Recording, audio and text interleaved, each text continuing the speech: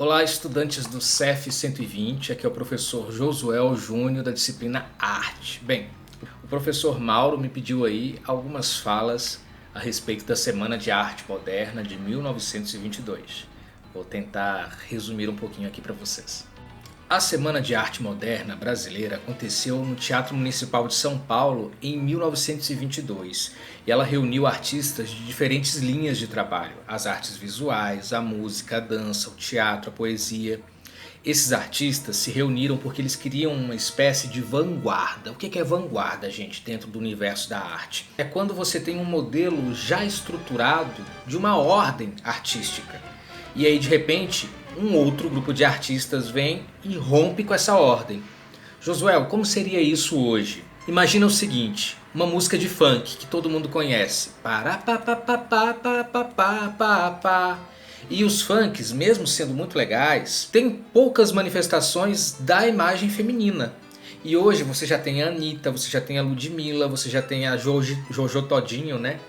E elas vêm de uma certa maneira modificar a estrutura do funk carioca, que era feita só por homens. Hoje mulheres também cantam e tocam funk. Isso é uma vanguarda, é uma mudança de estrutura, entendeu? Vamos lá, vamos voltar à Semana de Arte Moderna. O evento ele chocou a população, porque estava todo mundo acostumado com a música que vinha da Europa de um determinado ritmo. Estava todo mundo acostumado com uma linha de literatura que todo mundo conhecia desde a infância.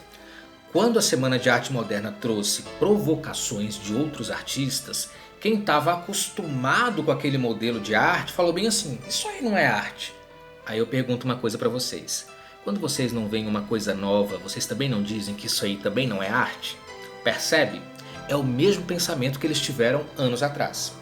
E aí, esses artistas eles quiseram romper com uma estrutura acadêmica, com uma estrutura que colocava a arte numa caixinha só. A arte é só isso aqui, ninguém mexe. Não, os artistas eles queriam, como eles querem até hoje, mostrar uma nova visão de mundo. Não quer dizer que essa visão seja certa e que a anterior seja errada, mas quer dizer que existem diferentes visões. Até hoje os artistas provocam o público, o governo, a sociedade, através de ações, mobilizações e protestos. Brasília já teve muita manifestação artística sobre isso. O Brasil inteiro tem diversas manifestações artísticas. As manifestações artísticas, elas servem para expressar um pensamento, uma crítica social. Senão a gente pensa que a arte só mostra o que é belo, o que é bonito.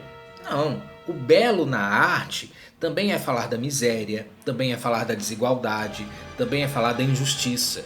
E quando você coloca temas como esse nas artes, quem só quer ver coisa bonita, reclama, entende? Quem foi que encabeçou essa parada? São muitos nomes, mas o Mário de Andrade e o Oswald de Andrade eram os brothers que estavam lá e falaram assim, cara, vamos romper esse modelo de arte que existe, bora provocar essa galera com uma coisa diferente? E qual foi o primeiro passo que eles fizeram? Tirar a formalidade, tirar o formalismo. Ah, porque para fazer arte eu preciso estar vestido de tal maneira. Não, cara. Se você quer se aproximar do público, esteja perto desse público. Foi isso que eles pensaram. Então eles tiraram essa formalidade por trás de arte como coisa chique. E até hoje há quem pense que arte é para ricos, que arte é coisa chique. E é esse pensamento que faz as pessoas negarem a arte.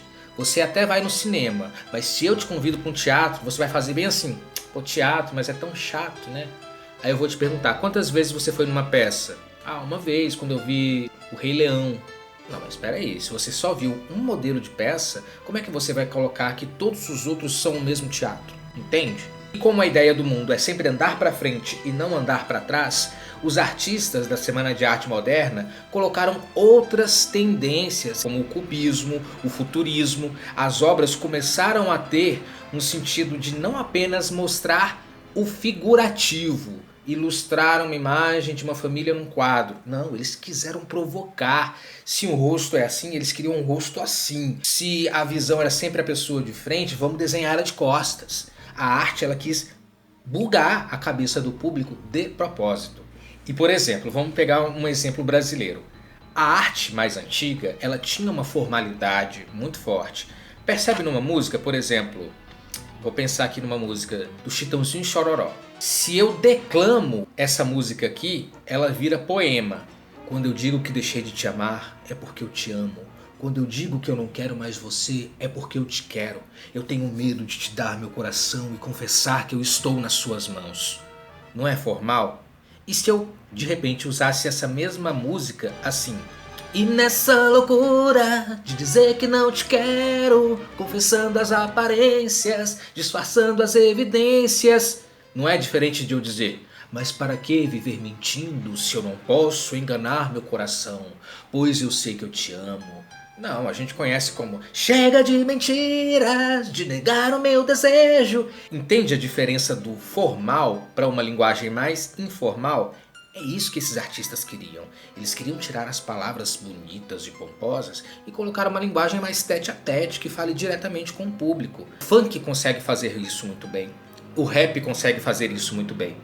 Todo mundo, mesmo que não gosta de funk, percebe o valor daquela música que diz: era só mais um Silva que a estrela não brilha. Ele era funkeiro, mas era pai de família. É uma crítica social sobre o preconceito com quem é da favela e sobre o preconceito com quem é funkeiro. E tem outra música que fala a mesma coisa, é essa.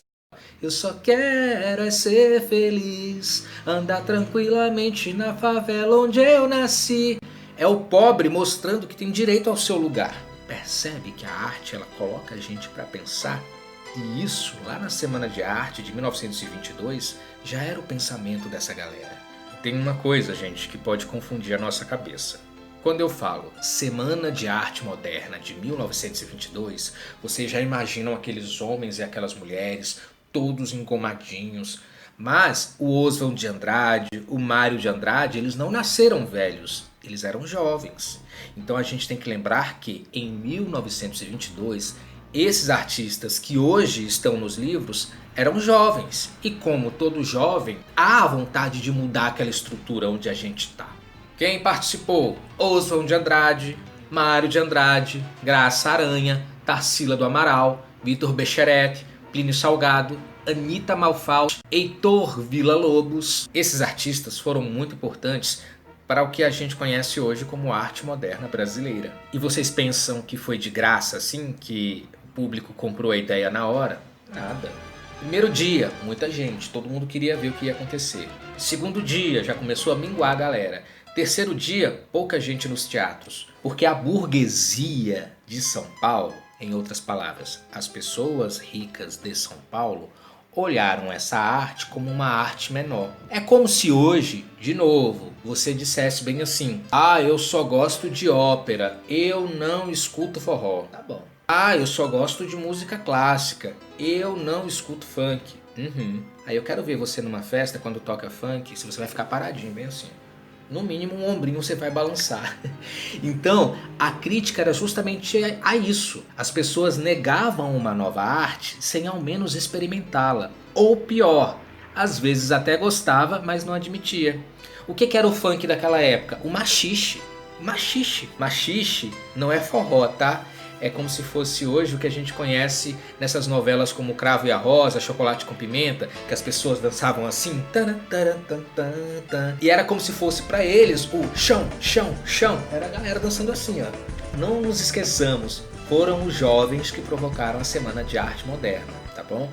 Foram os artistas jovens, eles não nasceram velhos. Essa busca por uma arte mais moderna, uma arte que falasse do presente e do futuro através das críticas, das provocações sociais, essa arte foi estimulada na Semana de Arte Moderna. Quando a gente vê, por exemplo, hoje uma obra de nu artístico, a gente já fala: eu não gosto de nu artístico, para mim é todo mundo safado. Calma, você viu qual é o contexto dessa obra de nu artístico? Tudo tem um contexto. E a arte no Brasil, ela está sempre provocando um modelo anterior, que é um modelo eurocêntrico, ou seja, que bebe das fontes da Europa e que fica de costas para as coisas do Brasil. Pensa comigo, na Semana de Arte Moderna, todos esses artistas queriam falar do Brasil, só que a arte brasileira era vista pelos próprios brasileiros como uma arte menor. Percebe os livros de história? Os livros de história da minha época não falavam do sofrimento dos negros quando eles eram escravos. Só falavam que os negros eram escravos. Hoje a história é diferente. A gente não quer saber a história do ponto de vista de quem escravizou. A gente quer saber a história do ponto de vista de quem escravizou e do ponto de vista de quem foi escravizado. Essa é a diferença. Mas as pessoas que têm esse romantismo com a arte antiga e com a história que só fala das coisas antigas, não aceitam que a história não parou lá em 1900. A história continua e ela precisa ser contada de outras maneiras. A Semana de Arte Moderna foi, grosso modo, uma semana em que artistas jovens quiseram provocar um auê em São Paulo, pegando aquele modelo antigo de arte e questionando ele, dizendo que existe uma arte nova, uma arte moderna, uma arte que pode falar do presente e do futuro e não apenas do passado. É isso. Espero que isso possa ser útil para a aula de vocês. Nos vemos. Até mais.